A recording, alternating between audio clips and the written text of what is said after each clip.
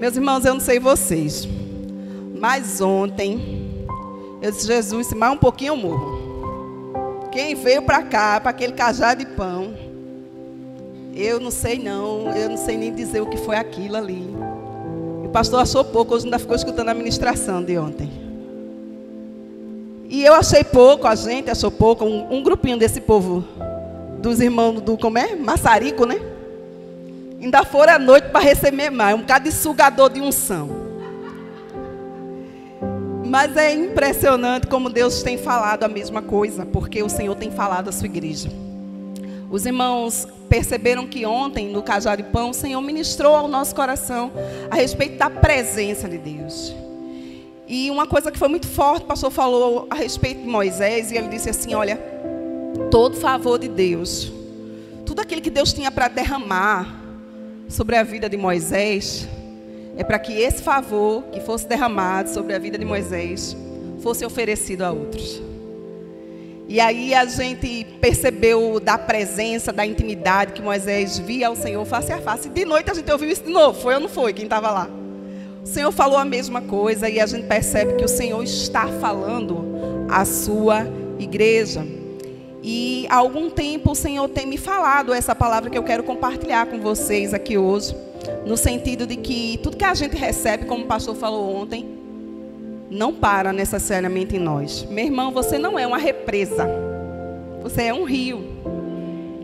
O que você recebe de Deus não é para ficar contido aí dentro de você, mas é para tocar outras gerações.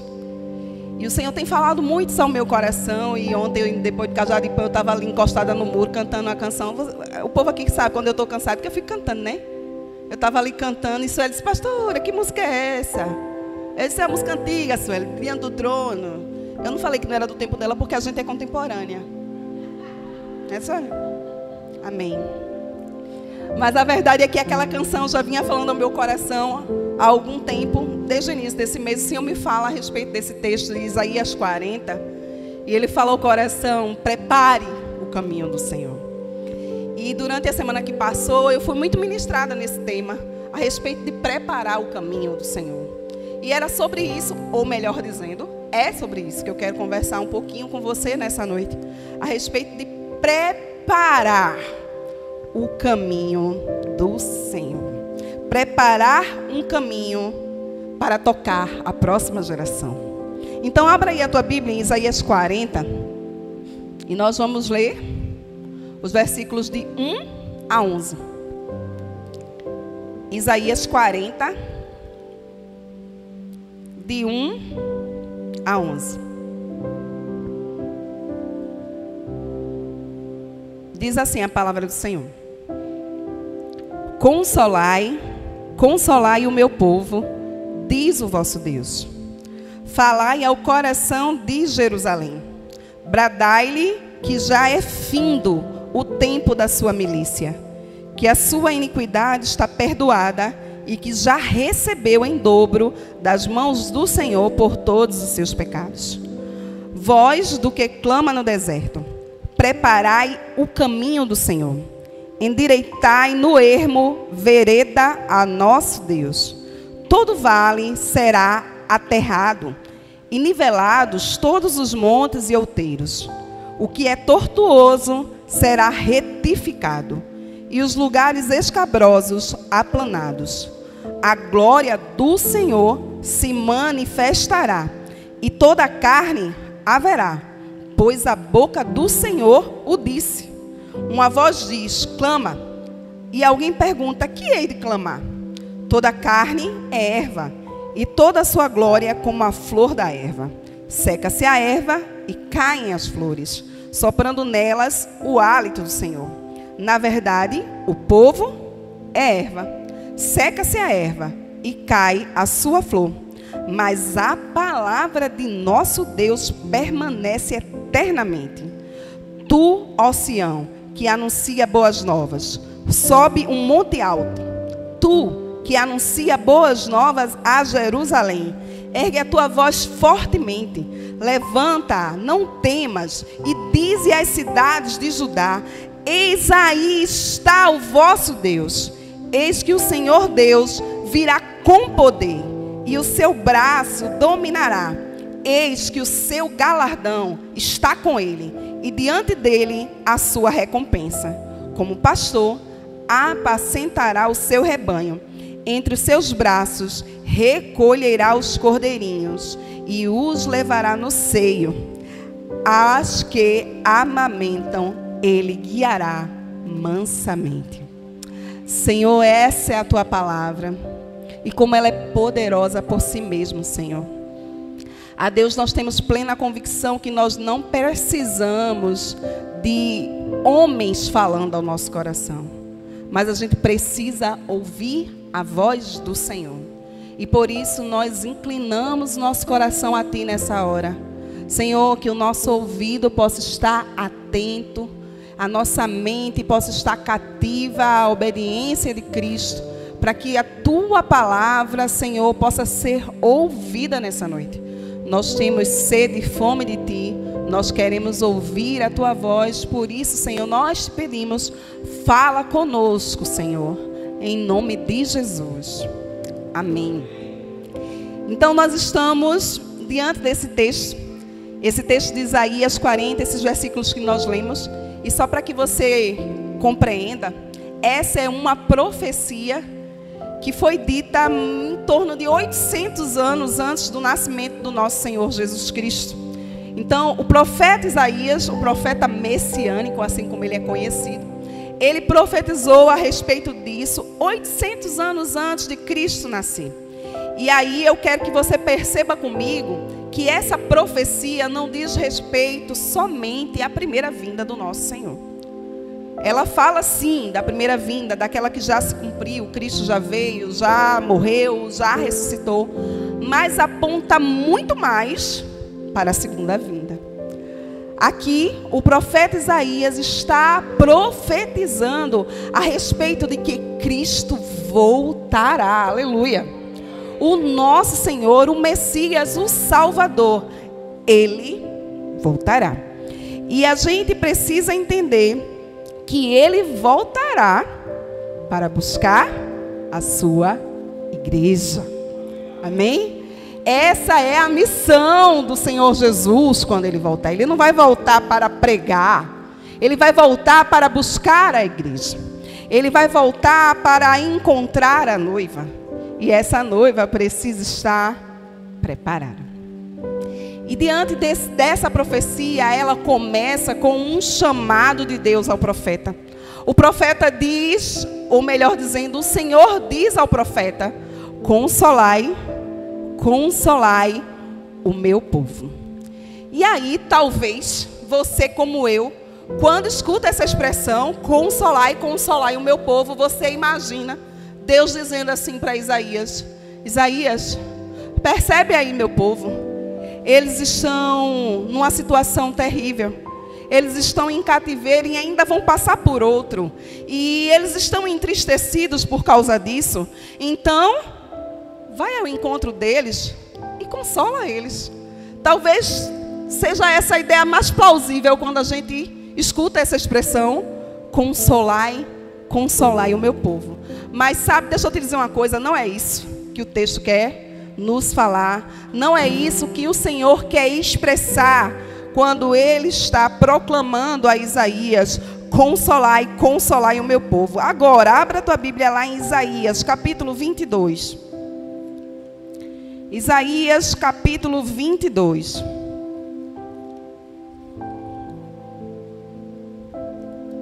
E eu quero ler com você o versículo 4. A Bíblia diz assim: portanto, digo, desviai de mim a vista, e chorarei amargamente. Não insistais por causa da ruína da filha do meu povo.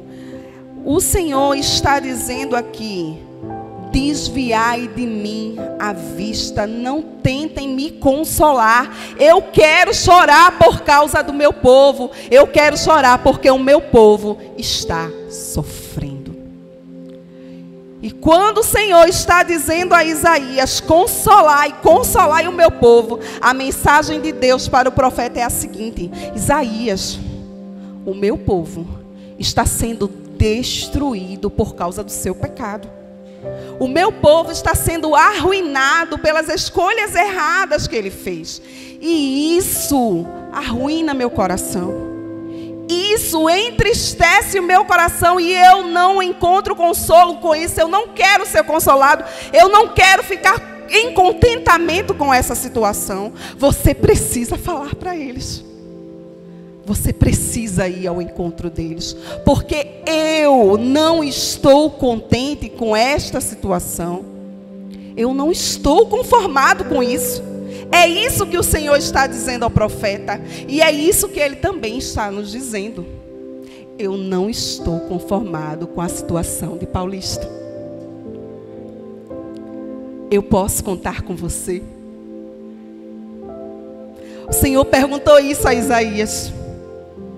Você pode ir lá? Você pode falar do meu descontentamento?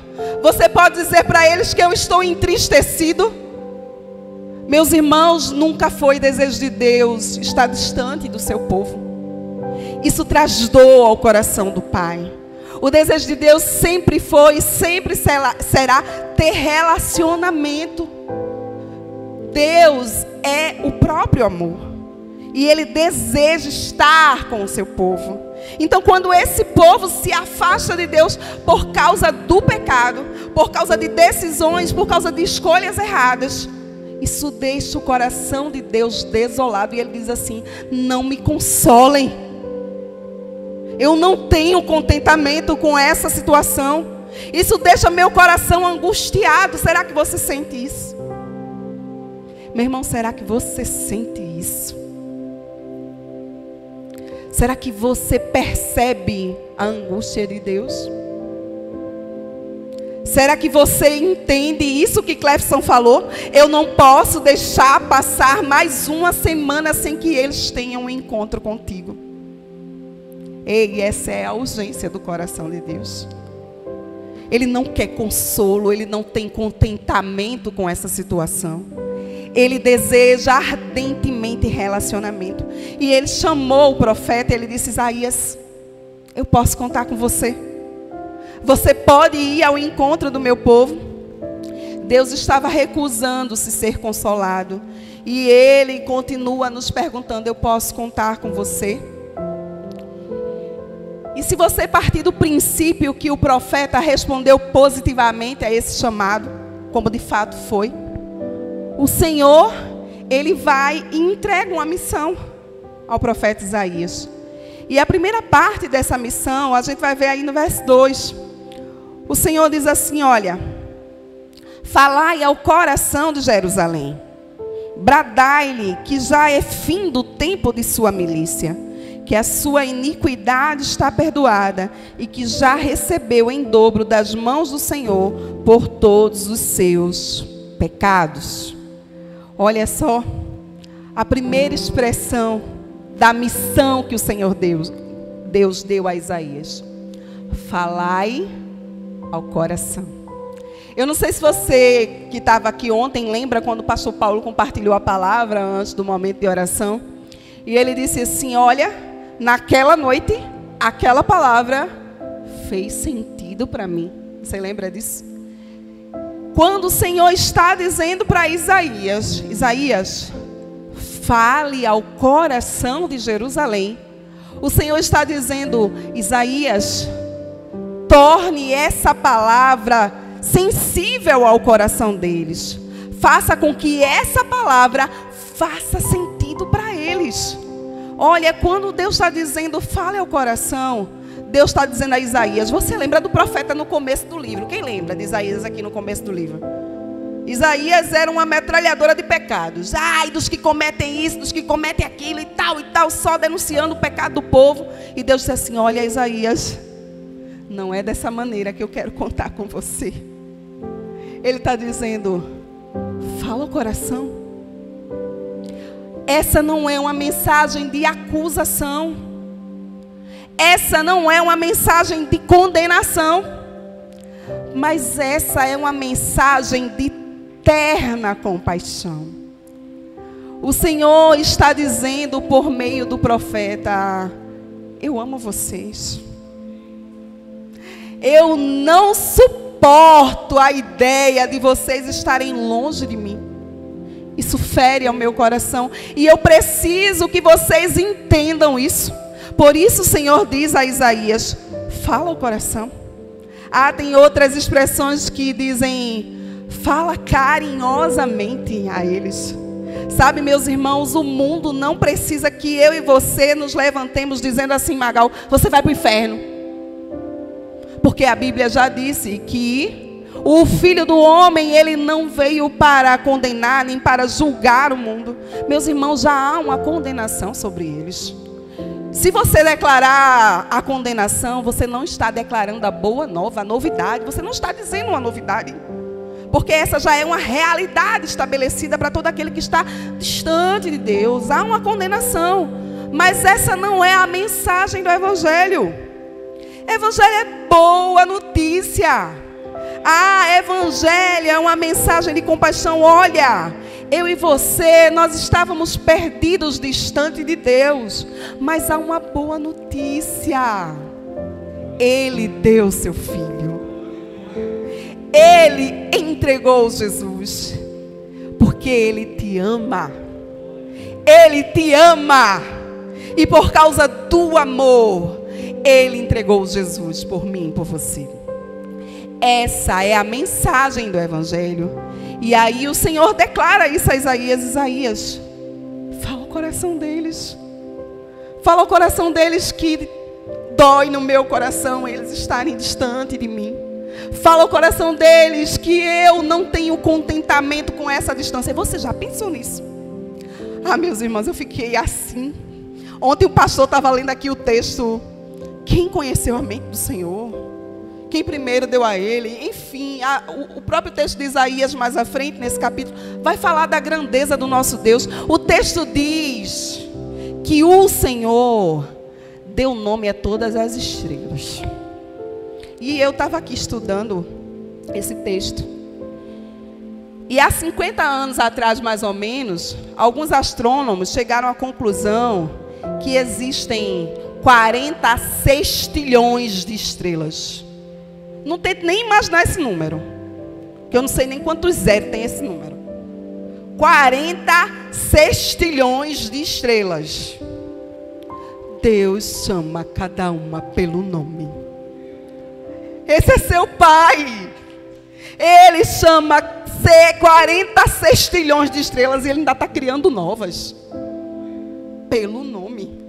E esse Deus tão grande, isso é só um detalhezinho, tá, gente? Da grandeza do nosso Deus. Esse Deus tão grande, tão poderoso, tão soberano, Ele diz assim: eu não suporto a ideia de estar longe de você. Você entende isso? Ele não precisa de mim, Ele não precisa de você, mas Ele deseja ardentemente relacionamento conosco. Isso deve queimar no seu coração. Isso deve fazer você entender quão importante você é para Ele. E era essa mensagem que o Senhor estava chamando Isaías para declarar ao povo. Fala o coração deles, Isaías. Diz a eles o quanto eu os amo. E o Senhor está dizendo exatamente isso a mim e a você nessa noite. Fala o coração deles. Diz a eles o quanto eu os amo. Meus irmãos, nós temos uma mensagem que é puro amor. E essa mensagem precisa ser declarada com amor. Com amor por cada um de nós.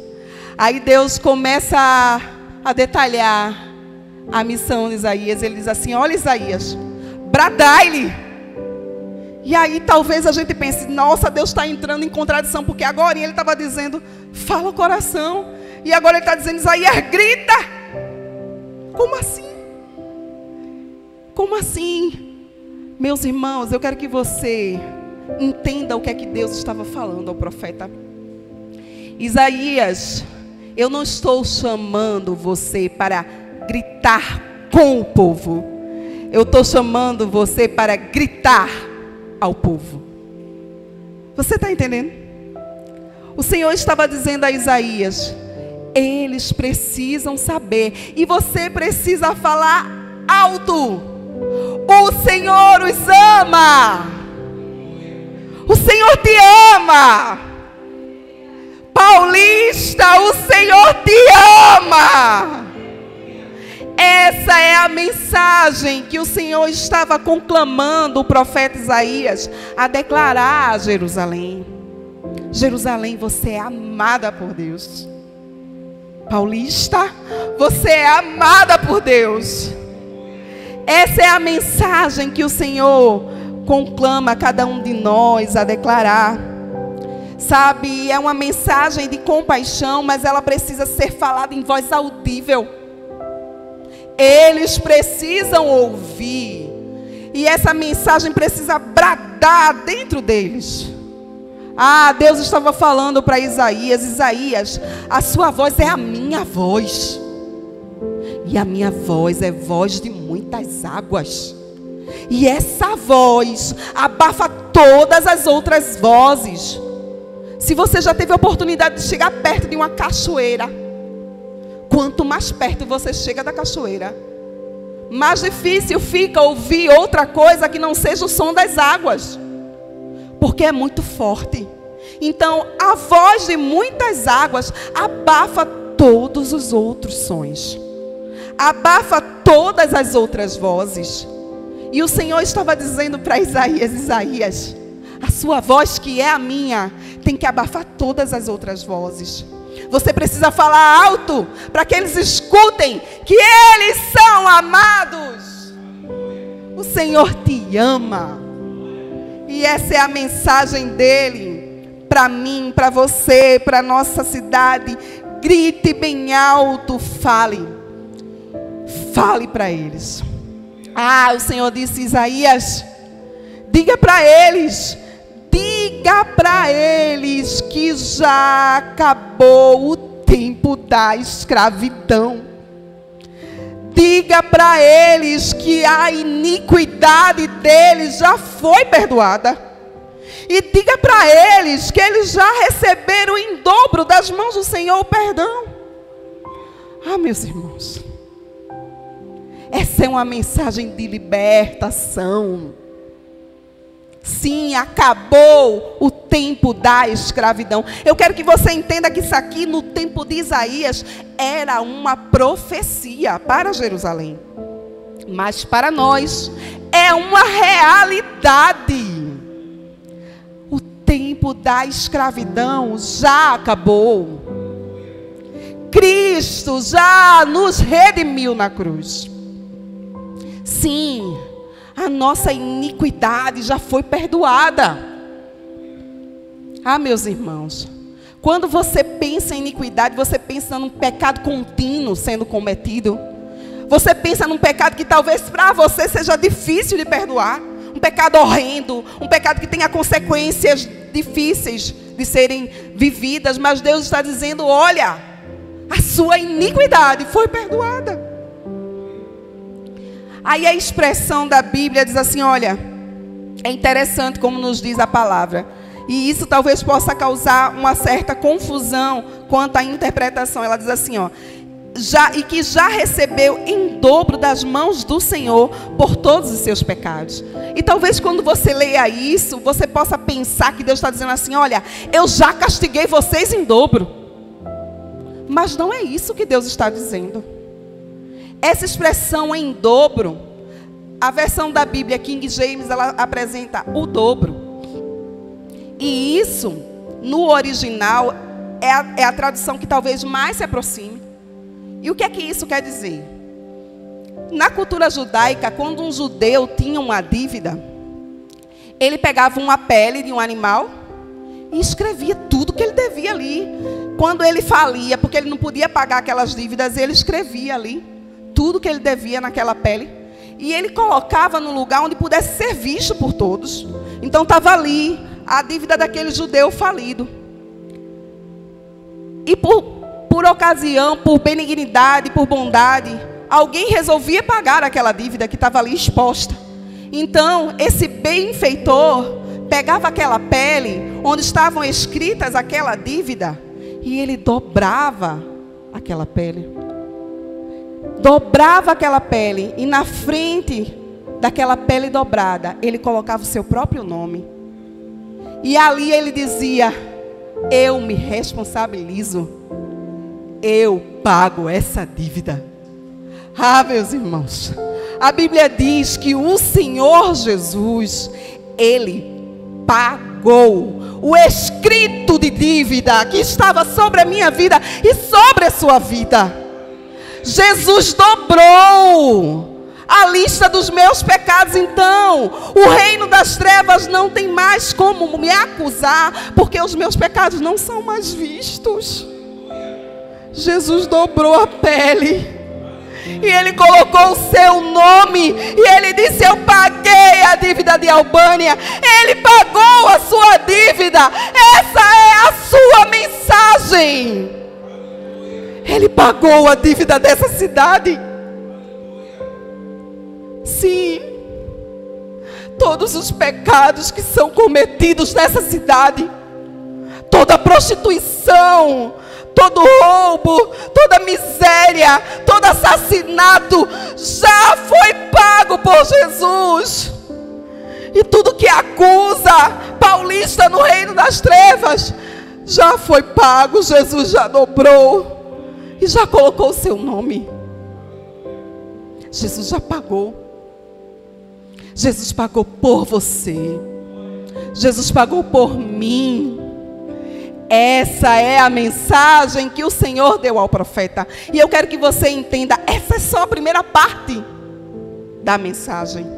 Essa é só a primeira parte da missão. Porque a primeira parte de um pregador de boas novas é anunciar. Você precisa entender que a sua dívida já foi paga. Quando você se propõe a chegar num casa de paz, você não está indo lá para salvar aquela família, porque Jesus já fez isso na cruz. Você está indo lá para tornar isso conhecido. Você está indo lá para dizer: olha, você está vivendo em condenação de pecado porque você ainda não conhece a realidade sobre a sua vida. Por quê? Porque no reino espiritual tudo já foi feito. Jesus já fez. Jesus já pagou o preço. E não só foi por nós que aqui estamos, foi por toda a humanidade. Essa é uma realidade para todos, mas nem todos estão ainda sendo participantes disso, porque eles ainda estão sob o jugo da mentira do inferno. Então o Senhor chama Isaías e diz: vai lá, fala para eles. Fala para eles que acabou a escravidão. Fala para eles que a iniquidade foi perdoada. Fala para eles que eu dobrei o papel da dívida, que já foi pago, que não há mais condenação. Ei, você pode falar o coração de Paulista? Você pode dizer: Paulista, a sua dívida já foi paga. Ei, você pode gritar o coração dessa cidade: a sua dívida já foi paga. Jesus já pagou pela minha cidade, já pagou, já está pago.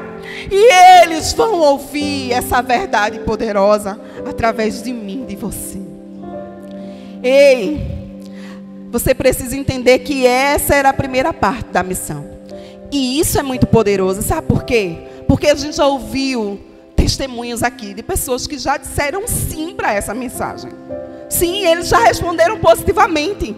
Eles já disseram: sim, eu entendi que meus pecados foram perdoados. Sim, eu entendi que o tempo da escravidão acabou. Sim, eu entendi que não tem mais condenação contra mim. Eu entendi. Ei, isso é só a primeira parte. Sabe por quê? Porque nós estamos aguardando o noivo. Agora eu te pergunto: o noivo vem para quê? Para encontrar novos crentes? Não. O noivo vem para encontrar uma noiva.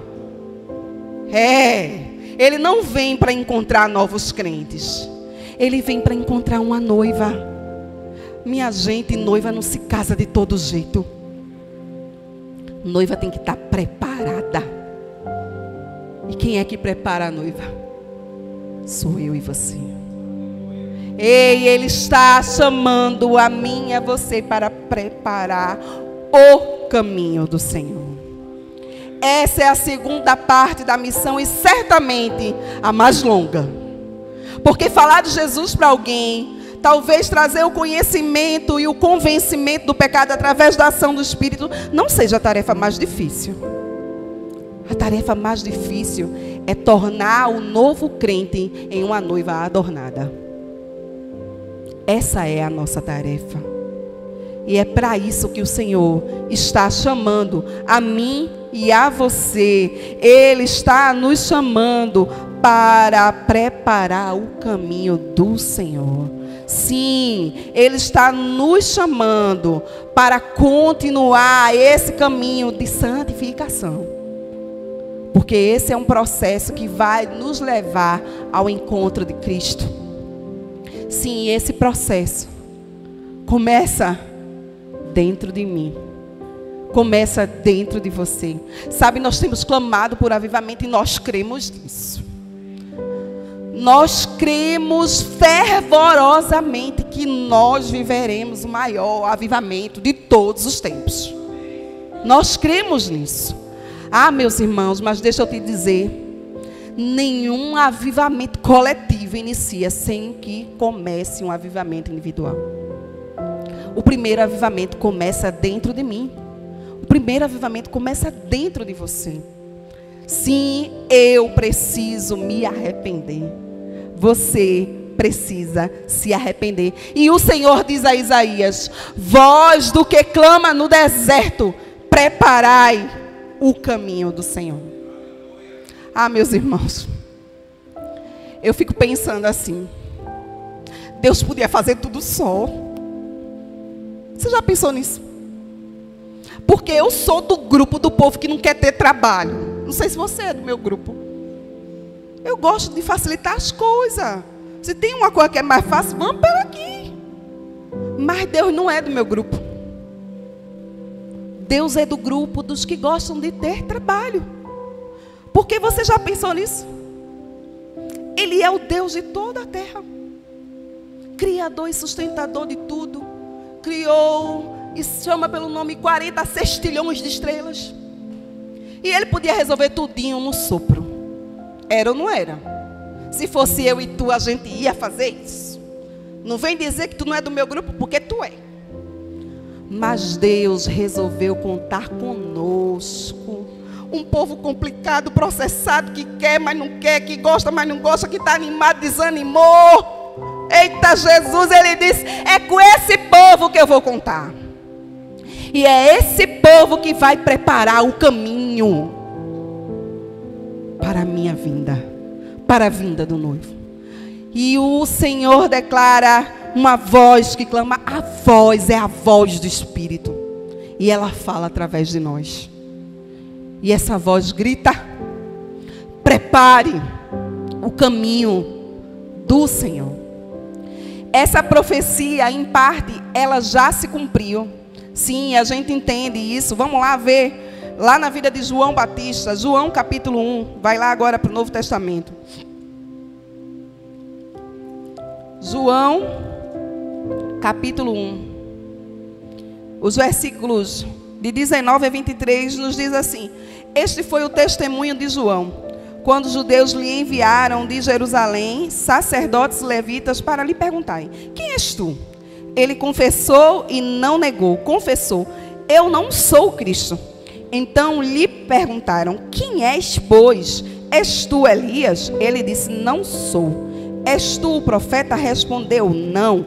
Disseram-lhe, pois, declara-nos quem és, para que demos resposta àqueles que nos enviaram, que dizes a respeito de ti mesmo.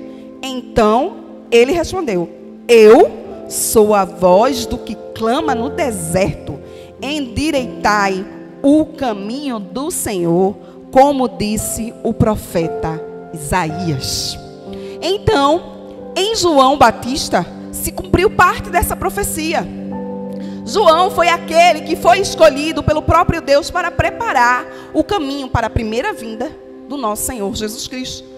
O João Batista foi aquele que declarava no deserto: raça de víboras. Eita, eu vou pregar assim agora, porque João falou. Ninguém ficou ofendido, eu não sei, eu acho que ficaram. Mas está tudo certo. E João dizia lá no deserto: raça de víboras, vocês precisam se arrepender. E ele dizia: o machado está posto à raiz das árvores. E se vocês não se arrependerem, a machadinha vai trabalhar. E ela vai cortar essa árvore que não dá fruto. E essa árvore vai ser lançada no fogo. Então João foi aquele que pregou a mensagem de arrependimento. João foi aquele que realizava o batismo nas águas. Mas ele disse: eu não sou o Cristo. Eu nem sou digno de amarrar suas sandálias. Mas eu sou a voz do que clama no deserto. E eu estou aqui para preparar o caminho do Senhor. João preparou o caminho de Cristo para que ele exercesse seu ministério terreno. Mas Jesus exerceu o seu ministério terreno. Ele morreu, mas ele ressuscitou. E ele não vai ficar no céu para sempre. Ele vai voltar. Ah, mas para que ele volte, precisa que alguém na terra prepare o caminho. E a profecia ainda está de pé. E eu quero que você veja exatamente essa profecia. Malaquias capítulo 4. Malaquias, o último livro do Antigo Testamento, antes de Mateus. Vai lá.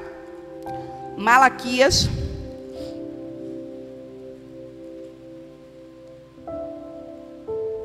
capítulo 4. Os versículos 5 e 6. Nos diz assim a palavra de Deus: eis que eu vos enviarei o profeta Elias, e antes que venha o grande e terrível dia do Senhor, ele converterá o coração dos pais aos filhos, e o coração dos filhos a seus pais, para que eu não venha e fira a terra com maldição. Olha só, aqui se profetiza a respeito de um ministério segundo o ministério de Elias. Ah, meus irmãos, se vocês se lembram, Elias foi um showman, foi ou não foi? Onde Elias passava era cura, milagre, maravilha, era fogo, era, eita glória, era muita coisa. Que homem, viu? E Jesus a palavra de Deus está nos declarando aqui que antes que venha o grande e terrível dia do Senhor, ou seja, o dia em que ele virá para julgar esta terra, vai se levantar o profeta Elias. E quando a Bíblia está dizendo que vai se levantar o profeta Elias, não é que Elias vai reencarnar, não, minha gente. A palavra de Deus não se contradiz, não. Ela está dizendo que vai se levantar uma geração que haverá de agir segundo o espírito de Elias. Ei! A Bíblia está falando de você. Meu irmão, diga mais forte amém. Oh, Jesus. Se anime. Você foi chamado para preparar o caminho para que ele volte. Essa é a minha geração. É verdade, é verdade, é verdade. Que o negócio é com um povinho assim que nasceu uns meses depois de mim, uns meses, né? Assim, uma geração um pouquinho mais nova. Mas a minha geração e a geração que veio antes de mim, prepara o caminho para que essa geração apresse a vida do Senhor. Ah, meus irmãos, isso é um privilégio muito grande. Deixa eu dizer uma coisa. Eu estou trabalhando com gosto. Porque esse povo agora, tudo cheio de energia. E quando ficarem tudo assim, revestido do Espírito, falando de Jesus, que nem aquele Omar que a gente ouviu ontem. Omar ganhando 1.000 e não sei quantas pessoas em 2 semanas para Jesus. Imagina esse povo aqui, multiplicando os Omar aqui. Pastor, esse galardão vai vir para mim e tu também. Olha aí, trabalha por esse povo, meu povo, porque o galardão é da gente também. Então, o Senhor está dizendo que essa geração vai se levantar no espírito de Elias. Isso quer dizer, olhe para mim, Vitor, sim, que a sua geração vai se mover em sinais, em maravilhas, em poder, para que Ele venha. Sim, é através de vocês. Essa é a geração que vai fazer com que a igreja diga: vem, Senhor Jesus. Com que a igreja tenha o mesmo clamor do Espírito e diga: ora vem, Senhor Jesus. E assim Ele poderá vir, porque nós clamaremos juntos. Israel vai clamar por Ele e Ele virá. Sim, o Senhor nos chamou para preparar o caminho, e é conosco que Ele quer contar. Ele diz: olha, e de que forma esse caminho vai ser preparado? Eu disse para vocês que isso tem a ver com o meu coração. O avivamento começa dentro de mim, dentro de você. Ele diz assim para o profeta: endireitai no ermo vereda ao nosso Deus. Ele está dizendo assim: olha, no deserto, faça um caminho reto. Vocês já viram um caminho no deserto, minha gente? O Senhor está dizendo: onde não tem um caminho, a minha geração, vai fazer um caminho. Para que a geração de Vitor, de Leninha, de Júlia, de João, ande por esse caminho. Mas o Senhor também está dizendo que dentro do meu coração, eu preciso abrir um caminho. Eu preciso abrir uma estrada. Porque talvez o nosso coração esteja cheio de entulho e não exista caminho para que Ele venha. Então Ele está dizendo: olha, endireita o caminho no ermo, no deserto, para que Ele venha. É preciso endireitar no ermo vereda ao nosso Deus. Essa obra primeiro acontece dentro dos nossos corações. Não há como eu declarar veredas direitas para a minha cidade se dentro do meu coração as veredas não estão retas. É preciso que o meu coração esteja reto diante de Deus, para que eu declare a cidade veredas retas, para que eu endireite o caminho para que Ele venha. Ah, mas o Senhor diz ainda a Isaías: olha, os vales vão ser aterrados. E aqui eu quero que você entenda: vales são lugares baixos. E o Senhor está dizendo assim: olha, esses vales vão ser aterrados. Esse povo que entende de construção, sabe que quando pega um terreno desnivelado, por exemplo, né? Aqui essa igreja era fora do nível da rua, era lá abaixo. E a gente precisa o quê? Trazer a terra para tornar ela no mesmo nível. O Senhor está dizendo assim: olha, tudo que está no vale aqui embaixo, tudo que é tristeza, tudo que é dor, vai ser exaltado e vai ser transformado em alegria, em gozo, em júbilo. Mas Ele também está dizendo: tudo que é oculto aqui embaixo, de pecado, sabe, pecado oculto, sabe, aquilo que não é revelado, que é escondido, vai vir à tona. Mas não vai vir à tona para destruição, vai vir à tona para arrependimento, confissão pública e perdão dos pecados. O Senhor está dizendo isso: olha, os vales, eles vão ser aterrados. Sim, eu vou trazer nivelamento. Sim, eu vou transformar tristeza em alegria. Sim, no seu coração não haverá mais pecado oculto. Ele vai ser confessado. Nós começaremos a viver aqui nesse templo, aqui, em cultos públicos, pessoas vindo aqui na frente, confessar pecado publicamente, se arrependendo e recebendo perdão da comunidade de fé. Sim, nós viveremos esse tempo. Ninguém aqui vai ficar amarrado, preso na mão do cão, não. Meu irmão, você sabe o que é vida santa? Vida santa não é não ter pecado. Vida santa é não ter nada na mão do cão. Quando você não confessa pecado, você está como a gente diz, né? Está preso lá com ele. Mas quando você confessa, não há mais condenação. Você recebe perdão da parte do Senhor. E você recebe cura da parte dos seus irmãos. Ei, o Senhor está dizendo, dentro de você, os vales serão aterrados. Ei, o Senhor está dizendo, na cidade de Paulista, os vales serão aterrados. Haverá um tempo de alegria e de júbilo. Sim, você que anda entristecido, angustiado, sofrendo com depressão, sofrendo com ansiedade, o Senhor está dizendo, eu estou trazendo um novo tempo para a sua vida. Sim, eu estou trocando a tristeza do seu coração. Ei, tem alguém preparando o caminho. Sim, essa realidade começa primeiro em você. E ela vai se tornar real em toda a cidade. Os outeiros e os montes serão nivelados. Ei, outeiros e montes fala de lugares altos. Fala de montanhas, de colinas. E sabe o que é que isso quer dizer para mim e para você?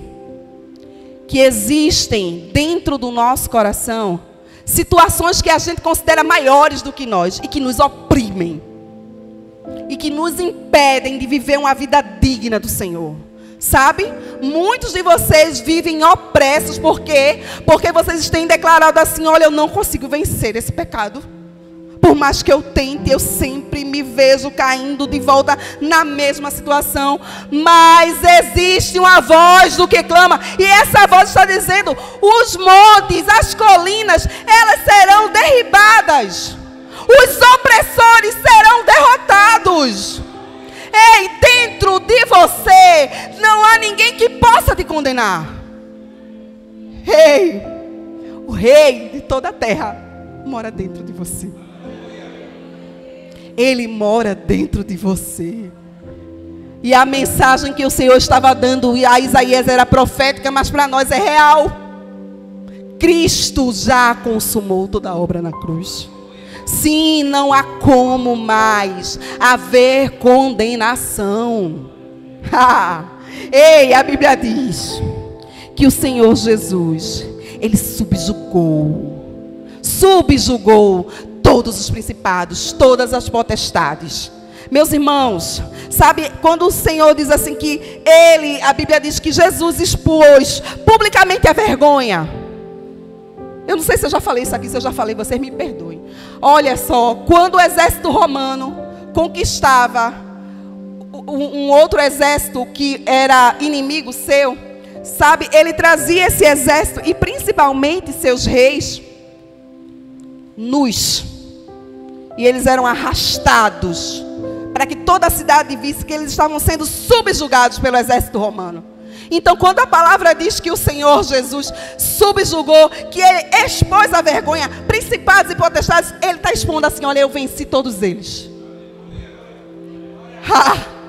Todas as colinas, todos os montes foram derribados.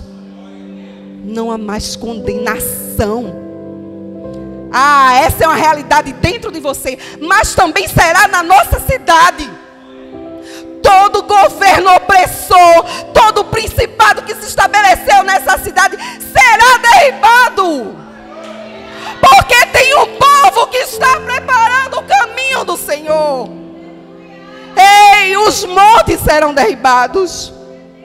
Nós não viveremos mais debaixo de um governo opressor. E eu não estou falando de homens. Eu estou falando de um sistema, de um principado, de potestades que influenciam os governantes para oprimir o pobre, para não tratar com justiça, nem equidade o povo. Sim, esses montes, essas colinas foram derrubadas pelo nosso Senhor Jesus Cristo. E Ele disse, Isaías, diga que tudo que está torcido, tudo que, como a gente fala aqui no Nordeste, tudo que está troncho, vai ser endireitado. Sabe? Aquela musiquinha que o povo hoje diz que a gente não pode cantar, do homenzinho torto. O homenzinho torto que andava no caminho torto, morava na casa torta. Sim, tudo que era torto. Quando esse homem encontrou a Bíblia, Jesus endireitou.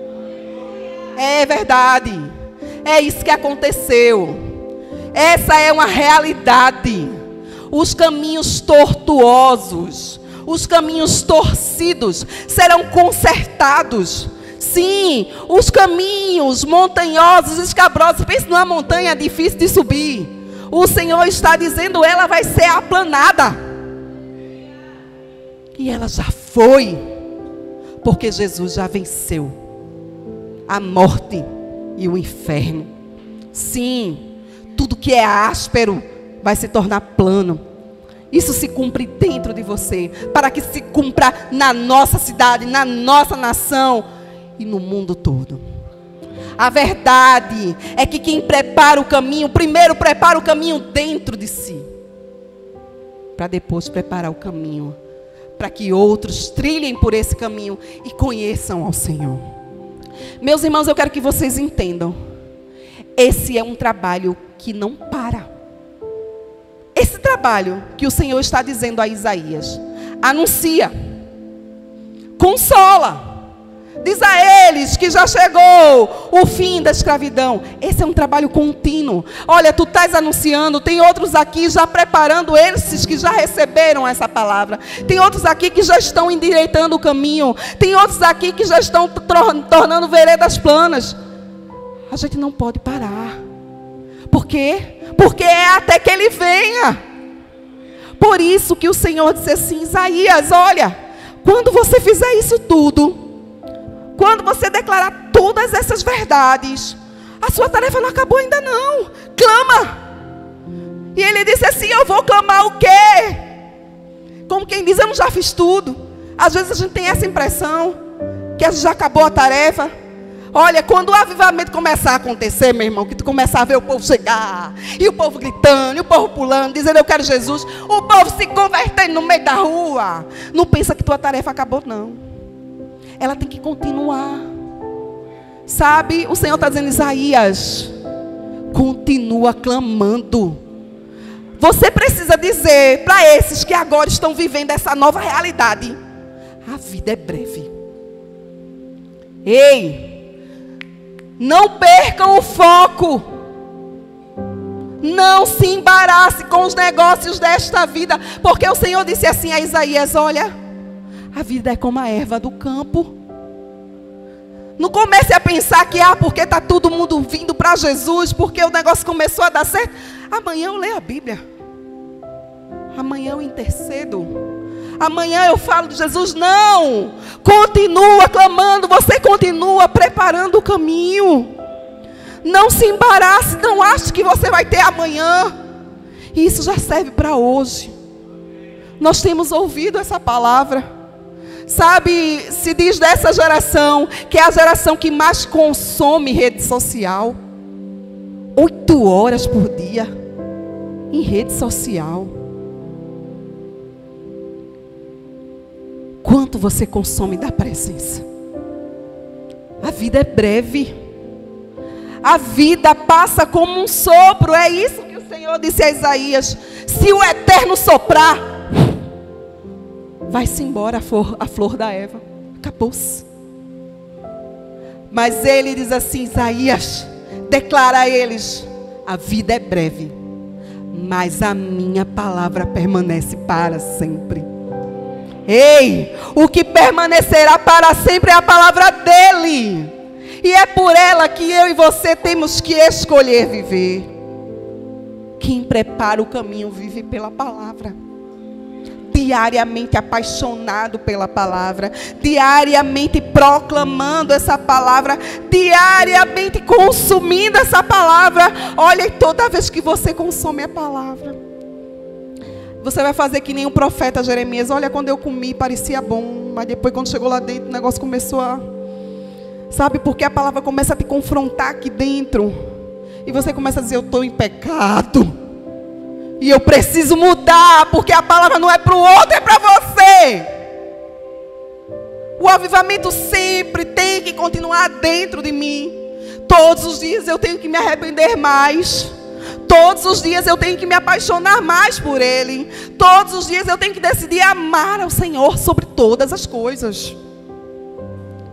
Essa palavra do Senhor, ela é eterna e ela deve ser proclamada, porque quando a gente continua, aí Ele vem.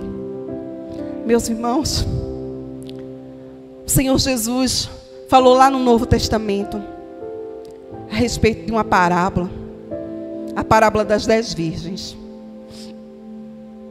E Ele falou, acho que é Mateus 25, sobre 5 que estavam preparadas, 5 que eram prudentes, 5 que tinham azeite para manter sua lâmpada acesa. Mas Ele também fala de 5 que são nécias, 5 que não compraram azeite. E todas essas 10 virgens estavam esperando o noivo. E a Bíblia diz que a certa hora, demorando o noivo, todas dormem. Você ouviu? Todas dormem. As prudentes e as nécias. As que tinham azeite e as que não tinham azeite. Mas há uma hora que o noivo está chegando. E há alguém que está gritando: o noivo está vindo! Ei! Quem você quer ser nessa parábola? As virgens nécias? As virgens prudentes? Ou aquele que grita: o noivo está vindo! Prepare o caminho do Senhor. Faça veredas planas. Ele está vindo.